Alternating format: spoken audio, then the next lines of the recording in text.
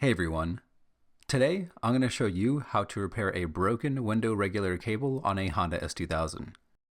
As our S2000s are growing older, it's not unusual for the window regulator cable to snap.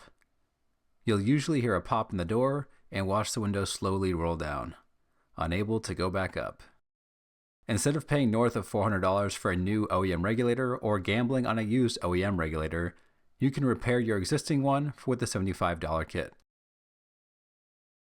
The first thing you want to do is remove your window regulator.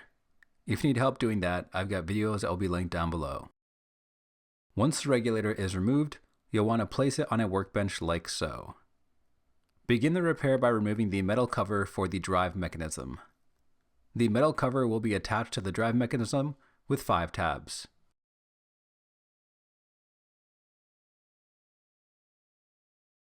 Use something like a flathead screwdriver to carefully pry the tabs off of the drive mechanism. You can also pry around the edges of the tabs as well. Underneath the cover for the drive mechanism will be the spool for the regulator cables. Remove the plastic cable guide and use something like a flathead screwdriver to pry the spool away from the drive mechanism.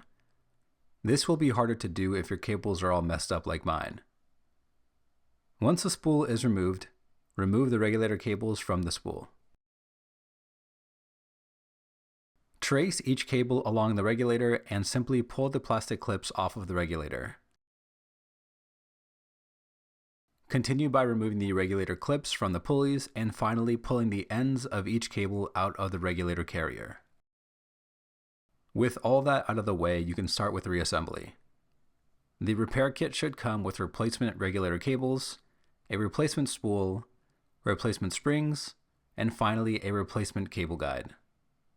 One thing to note is that the regulator cables are the same length, but they do have different length sheaths.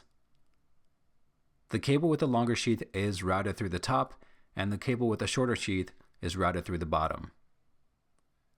Insert the ends of both regulator cables into the regulator carriage, route the cables around the pulleys, and install the plastic clips onto the regulator.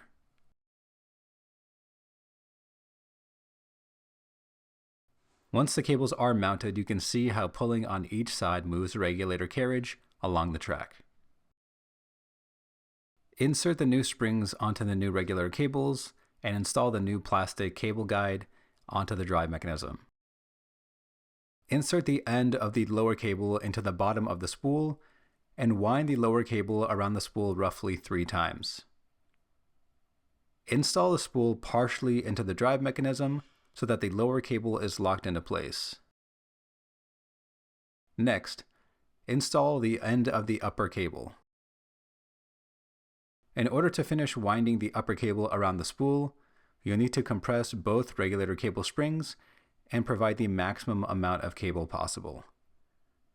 It will feel like you don't have enough hands, but you should be able to compress both springs with one hand and then use another hand to fiddle with the upper cable. What I found helpful was to use a flathead screwdriver to help pry the cable around the spool, similar to how a tire is installed onto a wheel. Once you've got the spool set up, you can finish pushing the spool completely onto the drive mechanism. Now that the wires are installed, you can reinstall the metal cover for the drive mechanism.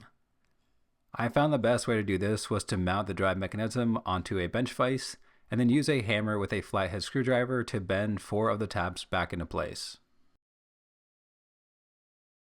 Before installing the repaired window regulator, you can optionally take this time to lubricate the regulator track. I opted to use white lithium grease.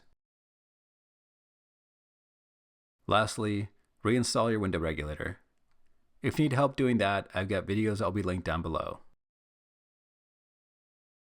If you found this video helpful, give this video a thumbs up. Otherwise, if you're located in the Bay Area and looking to have some work done in your car, feel free to DM me on Instagram.